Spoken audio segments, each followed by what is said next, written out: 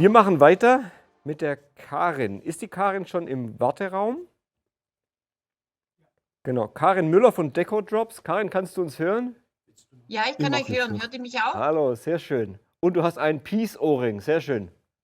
Ja, Ja. das muss sein in den Zeiten, ja. Muss sein. Und du hörst dich so ein bisschen bayerisch an. Da höre ich so ein bisschen so eine Färbung, wie der Martin auch. Warte, ich habe jetzt noch gar nicht so Hast noch gar nicht so zugehört. aber es ist nicht oberbayerisch, es ist nicht. Es ist Münchnerisch. Nein, münchnerisch ist es nicht. Es ist genau zwischen Ulm und zwischen Stuttgart und München, also in Ulm. Ja, das Schwäbische, ist Schwäbisch. bayerisch. Hallo, da kannst du nicht sagen, dass das bayerisch Ja, ist. also. Das glaube ich ist nicht so bekannt. Also wir sind... Hochdeutsch kann ich tatsächlich nicht, da bediene ich das Klischee. Ja, Super, wir sind wir schon bei auch uns. nicht. Deshalb haben wir Passt den schon. Wolfgang dabei, der kommt nachher näher. Wolfgang ist dabei. Deshalb haben wir extra so einen Hanseate noch mit hier im Team. Also, Karin, wir freuen uns, dass du auch so kurzfristig und spontan hier mit dabei bist. Wir haben jetzt Ja, eine Reihe von Gründerinnen und deine Story mit Deco-Drops interessiert uns. Hast du eine kleine Präsentation für uns auch? Wir haben jetzt einen 15-Minuten-Slot, oder? Bin ich richtig informiert? Genau. Also von daher, wir würden so einen kleinen Speed-Slot machen. Hast du was zum Teilen? Also ich würde jetzt mal meinen Bildschirm freigeben. Geht es? Gerne, ja. Auch da ist es wieder blöd, dass es nur virtuell ist. Du musst dich halt jetzt damit abfinden, dass wir uns halt nicht treffen können. Lieber Martin. Also. Deco-Drops. Genau, also ich bin ja eigentlich Architektin und wir haben dann unser Haus entworfen und haben dann gedacht, wir wollen den Garten auch gestalten und haben eigentlich nichts auf dem Markt gefunden, was unsere Ansprüche eigentlich genügen würde, sagen wir mal so, weil wir wollten auf jeden Fall was Nachhaltiges machen und dann wollten wir eben, dass ein einheitliches Design sich durchzieht. Wir beginnen jetzt hier mit diesem Bild, das ist jetzt praktisch unsere Futterstelle für Vögel und wir haben jetzt eine ganz organische Form entworfen.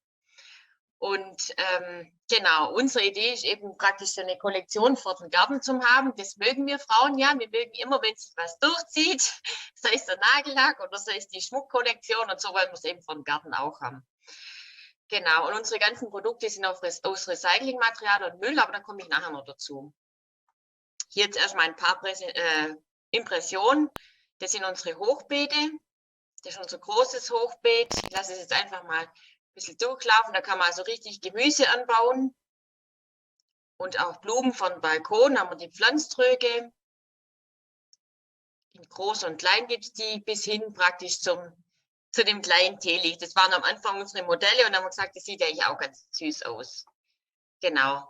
Also und das ist jetzt das Material, das ist recycelter Industrieabfall und der ist verstärkt mit Glasfaserstückchen und das wird im 5D-Druckverfahren geplottet und da arbeiten wir, da habe ich auch ganz fest gesucht, bis ich da jemanden gefunden habe, also europaweit bis Israel und bin jetzt in Amsterdam gelandet bei so einem Professor und der hat echt Lust, das mit uns auch zu machen.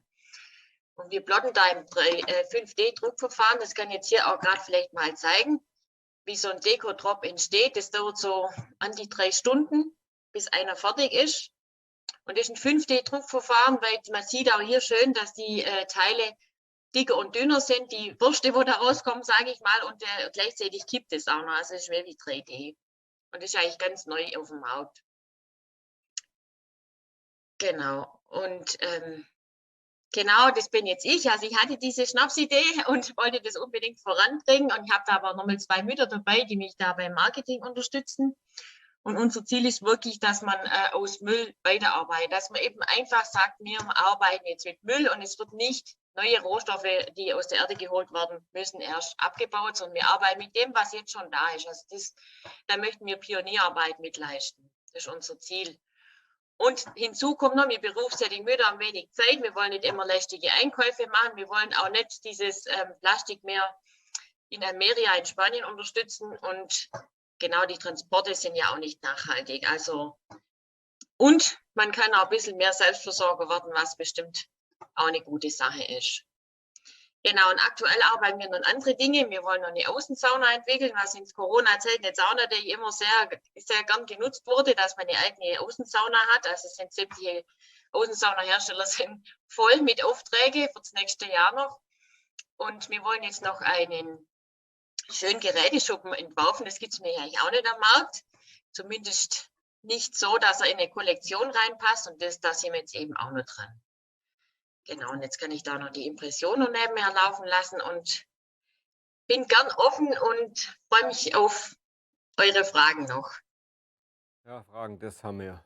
Das haben wir genug, gell? Wenn Ja, wir, es ist wenn wir nur interessant. alles so viel hätten, wenn wir Was? so viel Geld hätten wie Fragen. Gell? Ja, also mich interessiert, Niki, das an Fall fällt mir sofort spontan ein, wenn ich deine Ah, Formen okay. sehe. War das eine Quelle der Inspiration oder nicht?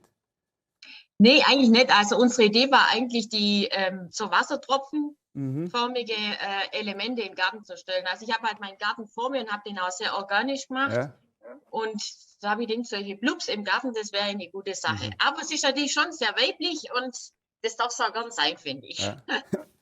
Ja, witzig. Das Hochbett, wie groß ist das? Wie muss man sich das vorstellen? Hoch. Also das Ja, große hoch. Hochbeet, das hat 1,70 in der Länge Aha, und dann ist es ungefähr 45 auf 45 hoch. nicht schlecht, Herr Specht.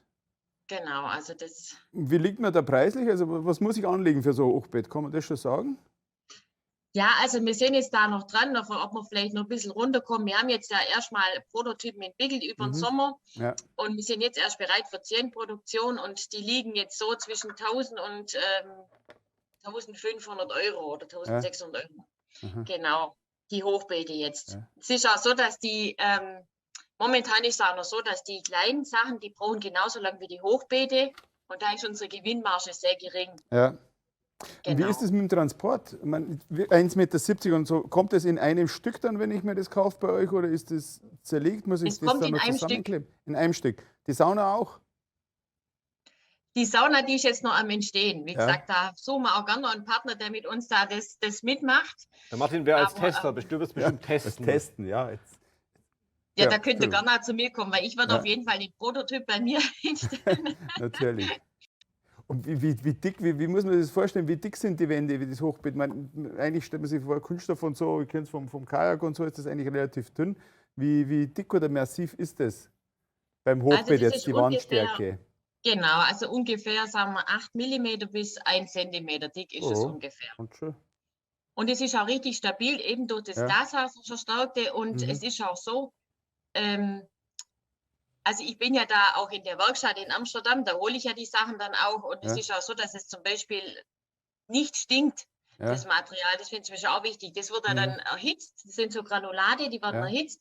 Und in dem Extruder, das ist ja ein Roboter, wie man vorhin gesagt hat, in dem Extruder Ja. wird es erhitzt. Ja. Und dann so rausgespritzt. erkaltet es. Genau. Ich hätte noch eine Frage an dich, auch nochmal unabhängig von dem Produktkontext, sondern grundsätzlich, was deine Gründerstory so ist. Wie gesagt, wir sind ja in Reutlingen, im Innopod, es ist ein Gründer- und Innovationszentrum, vielleicht kennst du das. Die Szene ist lebendig, durch Corona natürlich so ein bisschen ausgebremst. Du bist Ja. gelernte Architektin, sage ich mal. Was ist deine Gründerstory? Auch wir haben jetzt ein paar auch Kolleginnen gehabt, vielleicht kennt ihr euch untereinander, ihr seid ja auch für Förderprojekte und so nominiert. Also ihr habt ja schon auch einen gewissen Impact. Also uns wird einfach auch so ein bisschen interessieren, vielleicht um auch Zuschauern, die jetzt nicht irgendwie aus dem Journalismus kommen, sondern vielleicht selber gründen wollen, was Nachhaltiges machen wollen und irgendwie das Momentum im Moment nutzen wollen, einfach auch was zu tun. Also von daher, wir haben 4-5 Minuten noch. Genau. Wenn du da ein bisschen was erzählen könntest, wie kamst du zum Gründen? Wie geht es ohne Moos nichts los? Hast du das Part-Time nebenher gemacht? Oder wenn du uns da vielleicht ein bisschen was erzählen könntest. Also grundsätzlich ist so, also ich möchte, bevor ich mal ins Gras beiße, sage ich mal ganz direkt, möchte ich was Gutes hinterlassen. Und ich möchte, dass wirklich, dass es für meine Kinder oder Enkel, dass die Welt gut ist. Und das ist eigentlich tatsächlich das, was mich total antreibt. Und ob ich jetzt ein paar Häuser mehr baue oder nicht, das ändert die Sache nicht. Aber ich möchte zeigen, dass es andere Wege gibt und möchte, wie gesagt, da auch Pionierarbeit leisten. Deswegen mache ich das. Und deswegen werde ich mich vielleicht auch von der Architektur etwas zurückziehen und diesen Weg gehen. Also das treibt mich an, auf jeden Fall. Wir hatten ja das Und- Thema. Sorry, ja, wollte ich nicht unterbrechen. Ja, genau. Und was war jetzt noch die andere Frage?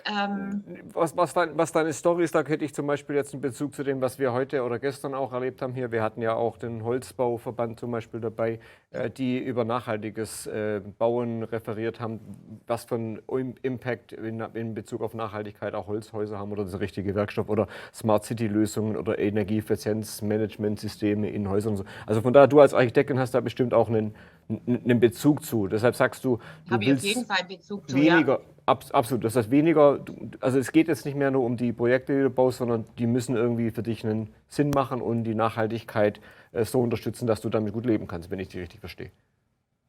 Genau, also die Häuser werden trotzdem gebaut. Es wird ganz oft bei den Sachen natürlich im Bau wird viele Dinge werden geschönt. Es gibt so Zertifikate, da wird es schön gemalt und da habe ich ehrlich gesagt kein Interesse. Wenn ich das mache, dann muss es richtig sein. Und ich wollte jetzt wirklich Sachen machen, die aus Müll sind. Und nicht, dass ich sage, okay, das ist aus Aluminium, das kann ich dann später wieder gut recyceln und was weiß ich. Und ich wollte einfach da jetzt den richtigen Ansatz nehmen dann. Dass man aus Müll was Schönes machen kann auch. Und ja, und wie ich zum Gründen komme, ist ganz einfach. Also es bewegt mich schon immer. Ich bin schon immer sehr Startup interessiert. Ich habe auch schon ein Startup gegründet. Und ja, das macht mir Spaß. Und von dem her war es jetzt nicht so weit hergeholt. Und entwickle sowieso immer viele Dinge selber. Und hier haben wir jetzt einfach auch viele gute Rückmeldungen bekommen und haben gesagt, wir probieren das und schmeißen es mal auf den Markt. ja. Klingt auch sehr, sehr sympathisch, sehr bodenständig, so zwischen Bayern und uns so. Ja. Oder, nee, oder zwischen, Du kannst es einfach nicht in den bayerischen die Kopf Baden-Württemberger können halt alles außer Hochdeutsch. schaffen. Ja, genau. Ja. so Hochdeutsch. Und was könnt ihr? Können wir jetzt weitermachen einfach? Ja. Jetzt haben wir noch eine Minute. Du hast bestimmt noch eine eins war- Frage. eins war- Karin. auf Gott, eins interessiert mich. Aber was ist jetzt mal so mit dem Hochbett? Wenn das dann wieder das Ende seines Lebens erreicht hat, Ja. kann man es dann nochmal recyceln oder ist es dann vorbei? Ist es dann Müll? Nee, dann kann ich es einfach wieder zum Schreddern geben und so haben wir es mit unseren Prototypen auch gemacht. Ja? Die sind ja am Anfang auch nicht gleich gelungen, das kann man sich vorstellen, die riesen Ostereier. Und die werden dann einfach wieder geschreddert und dann kann man das einfach wieder verwenden. Ah, ja. Das ist gar kein Problem, ist tatsächlich ein Kreislauf. Wenn unten haben wir noch so eine Tränenplatte drin, das habe ich jetzt hier gar nicht gezeigt, in den Bildern, die ist komplett aus Hausmüll. Also da war praktisch, wo das Wasser rauslaufen kann und die Wurzeln dann vom stimmt. Hochbeet aus runtergehen können. Die ist komplett aus Hausmüll. Das gibt es auch noch in Holland. Also die sind uns da, was das anbelangt, schon Zacken voraus und möchte diesen Schritt auch dann hier mit ausnutzen. Dass Sehr wir da ein schön. Stück schneller vorkommen. Nochmal auch hier, ich kann nur sagen, Karin, herzlichen Dank. Inspirierende Persönlichkeit, inspirierende Story. Müll war nie schöner, oder? Ja. Ja, du, halt uns auf dem Ja, sehr Laufenden. gerne. Halt uns auf dem Müll Laufenden, ist das wenn neue es Öl. Bett gibt. Ja, das mache ich. Ich komme ja demnächst nach Reutlingen und gehe auf die Garden Life Messe. Vielleicht sehen wir uns ja da. Ich weiß noch nicht, aber vielleicht. Und let's stay in touch. Vielen Dank, Karin. Sehr gut, ja. Also vielen Dank. Tschüss. Ciao.